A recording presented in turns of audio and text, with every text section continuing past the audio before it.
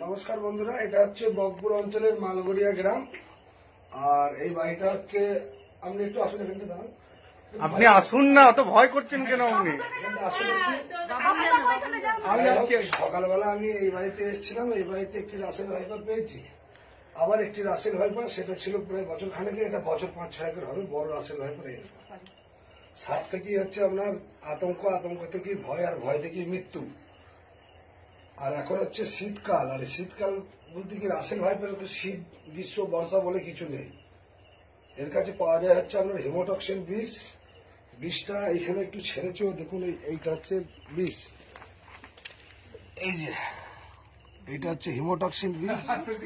এই বিষ যদি মানুষের শরীরে যায়, মাংসপেশি এবং শিরা উপশিরা সবই পচিয়ে যায়।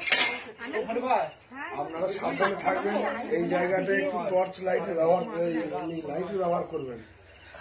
আর বলো, ঘরগুলো বাড়িগুলো একটু পরিষ্কার পরিচ্ছন্ন রাখতে, আবর্জনা করে রেখে দিয়েছে তো হবে না সাপ। এ বিপদ তো অন্য, এরা তো অবলা প্রাণী, এরা পেটের দায়ে আসবে, মেরে ফেলতে হবে তা নয়। দেখুন পেট সবাইকার, বিশাল বড় মানে অনেক বড় সাপ এটা। চলুন একে এবার একটু প্যাক করে নিই। আমাকে দাও, কোনটা দিত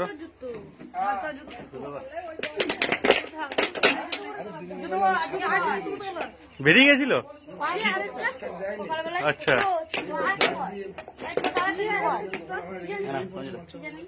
দিয়ে আবার ওকে ধরলাম ওখানে।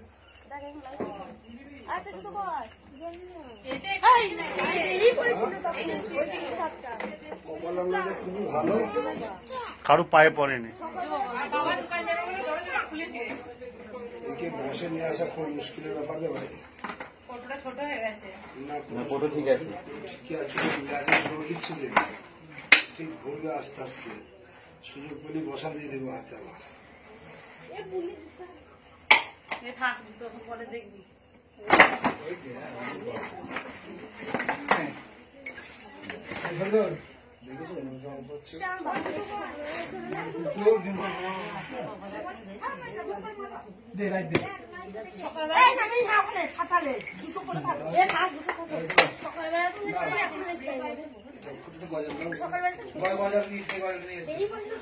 আরে গজাল নিয়ে এসো না, ও ক্যামেরা করছে, তোমাকে দিয়ে দেবো আমি ভিডিও। যাও, তোমার দাদা নিয়ে আসছে, ওর বাজারে কোথায় নিয়ে আসো, তোমার দাদা ছবি দেবে।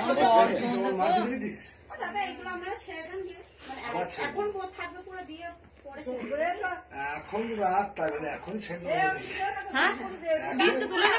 বিষ নিয়ে আমি কি করবো? তাহলে কোথায় ছেড়ে দেবে? দূরে জঙ্গলে।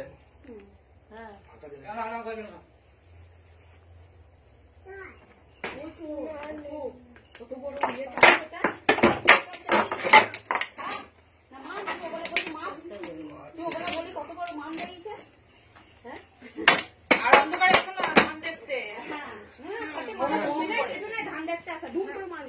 এখান থেকে লাইট দেন না একটা বাইরে, এই দরজার সামনে এই লাইটটা না দিয়ে বলছি বাইরে দেন, বেঁচে যাবে।